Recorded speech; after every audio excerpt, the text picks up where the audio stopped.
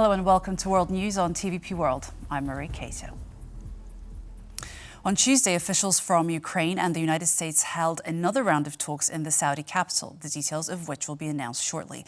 The meetings took place after the Trump administration held similar discussions with representatives of the Russian Federation on Monday.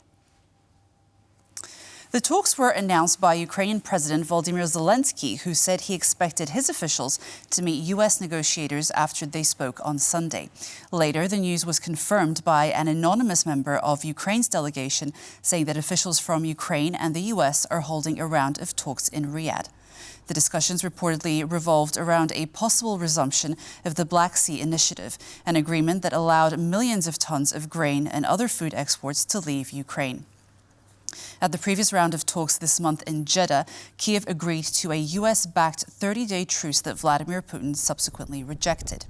Today's meeting came after the United States held discussions with Russian officials on Monday. The session was supposed to result in a joint statement. However, today, in a last-minute move, Russian officials said that the details of the meeting will not be published. In an interview with TVP World, General Ben Hodges called for an increased leadership role for Europe, especially in the context of the current U.S. administration's stance toward Russia and Ukraine. The former commander of U.S. forces in Europe and Africa also said that Chinese involvement in any future peace mission in Ukraine would make no sense. I think this would be a colossal mistake by all of us, particularly the United States, to somehow allow the door to be open for China to come in and be a part of any sort of peacekeeping force. You know, the Trump administration before the election, all they talked about was China as being the main rival.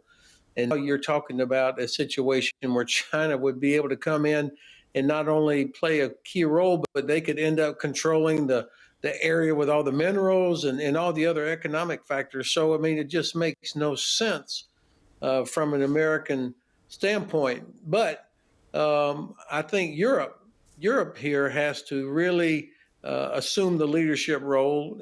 If it looks like the United States is not going to do it, Europe is going to pay the price. The consequences of a terrible outcome in this war mean millions more refugees coming into Poland, Romania, Germany, and elsewhere, no rebuilding, continued disruption of grain shipments. All of this is bad news for Europe. Senior officials from the Trump administration mistakenly included journalist Jeffrey Goldberg in an encrypted group chat discussing classified military plans for airstrikes against Yemen's Houthi targets. According to The Atlantic's editor-in-chief, he was added to a Signal group chat where officials discussed weapons packages, targets, and timing, seeing the plans nearly 2 hours before the strikes began. On March 11th, Goldberg received a connection request on the Signal messaging app from a user identified as Mark Waltz. 2 days later, he received a notice that he was to be included in a Signal group chat called Houthi PC Small Group. At one point during communications over the strikes, J.D. Vance appeared to disagree with Donald Trump. Vance's account wrote, quote, "I'm not sure the president is aware how inconsistent this is with his message on Europe right now. There is a further risk that we see moderate to severe spike in oil prices." Furthermore, Vance added he's willing to support the consensus of the team and keep these concerns to himself. Over the past day, Turkish authorities detained over 1,100 protesters and several journalists reporting on the ongoing civil unrest in the country. The protests in Turkey broke out after the arrest of Istanbul's mayor and Recep Tayyip Erdogan's main political rival, Ekrem İmamoğlu, on corruption charges.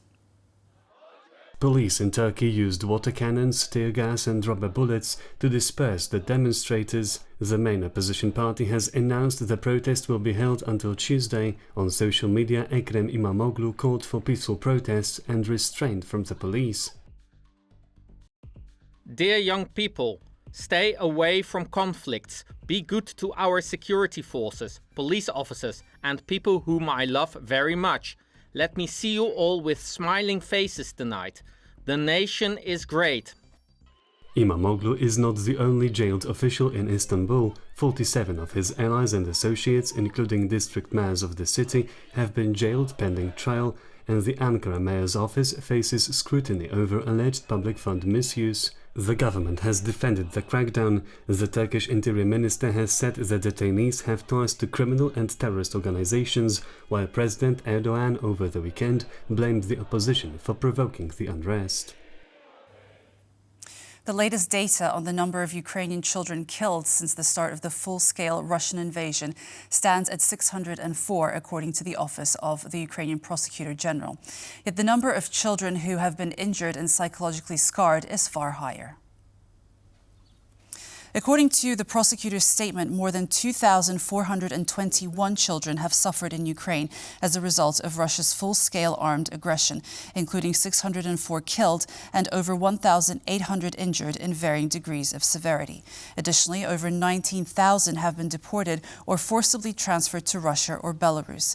Occupation has caused large-scale human rights violations and enormous suffering to millions of children, and the actual figures are likely much higher. During the reporting period, at least 1,600 attacks destroyed or damaged schools, Ukrinform has noted. The General Staff of Ukraine's armed forces reported that Ukrainian Air Force strikes target a concentration of Russian troops in Kondratovka in the Kursk region on March 25, killing up to 30 Russian soldiers. Ukrainian sources claim that the strike successfully destroyed the target and confirmed that Ukraine's pilots and troops will continue operations to weaken Moscow's military strength. Reportedly, operations are expected to focus on Kondratovka, a rural community near the Ukrainian border in western Kursk, which remains a focal point of ongoing fighting. This attack follows a Ukrainian cross-border incursion into the region in August 2024 and a Russian counter-offensive earlier this month that led to the recapture of Sudza. While President Donald Trump has repeatedly stated that Ukrainian forces are surrounded in the Kursk region, Ukrainian officials have denied these claims, confirming only a withdrawal from Sudza.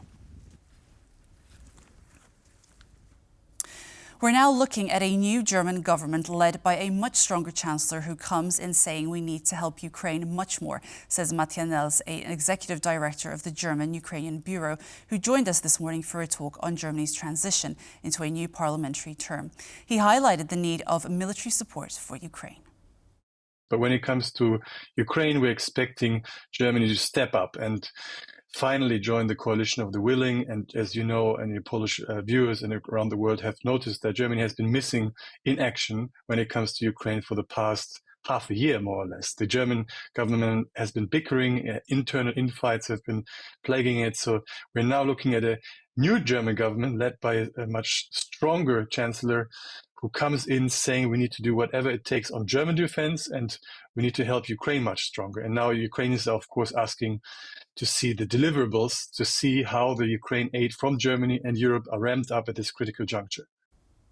And now we move to the Czech Republic, where a blast at an ammunition factory has left one person seriously injured. Emergency crews are on site in Polička following the explosion, which occurred during production at the facility.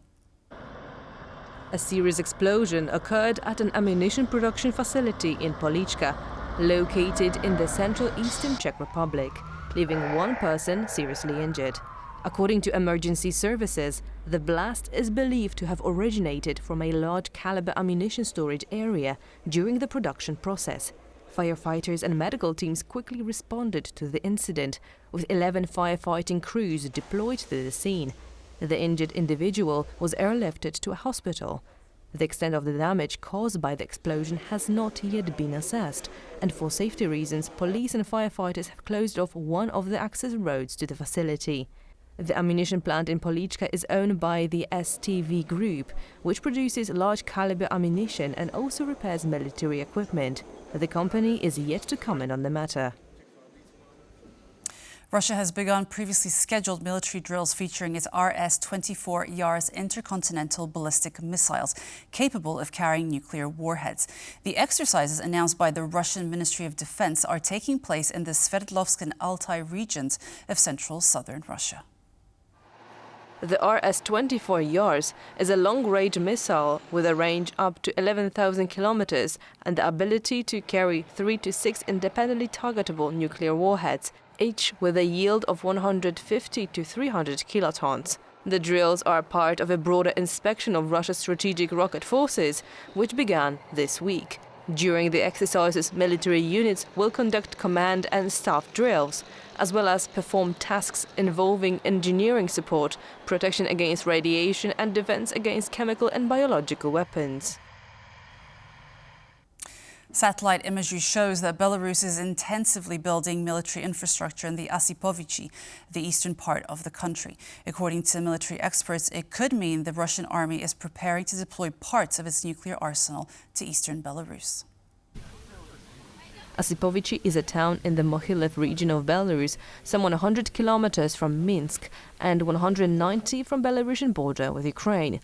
The town, which already has infrastructure connected to artillery and missile forces, drew major attention after statements from Vladimir Putin and Alexander Lukashenko said Russia will place in Belarus its Iskander missiles and tactical nuclear weapons. According to Radio Free Europe, since the beginning of the war in Ukraine, military infrastructure in Asipovichi has vastly expanded.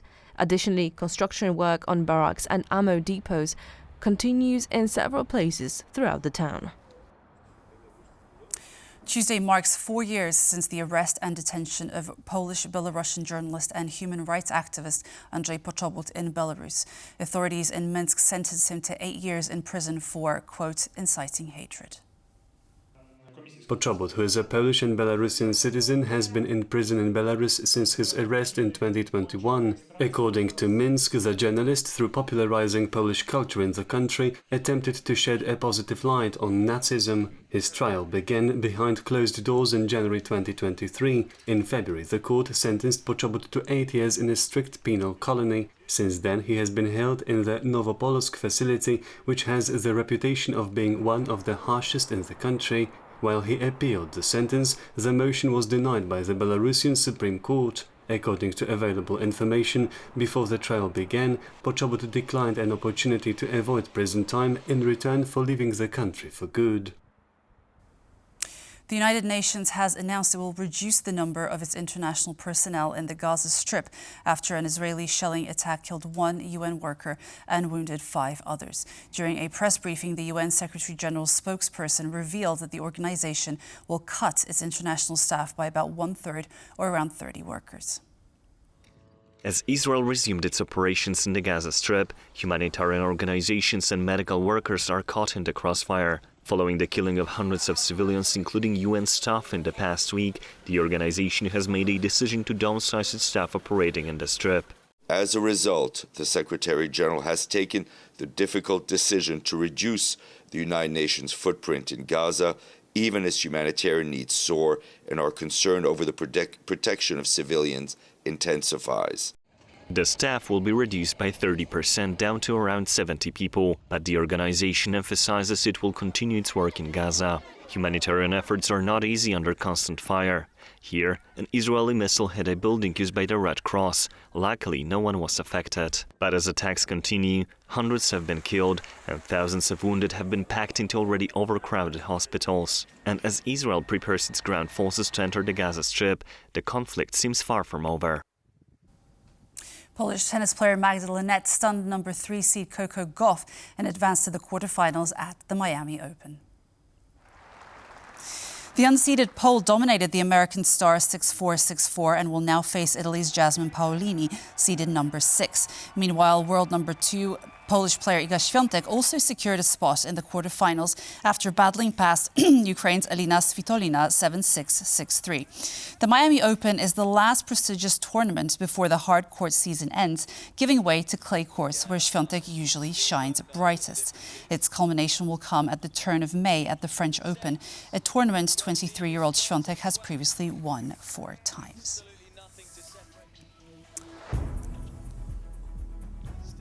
And that concludes World News at 2 p.m. Thank you for joining us and stay tuned for more on TVP World. Goodbye.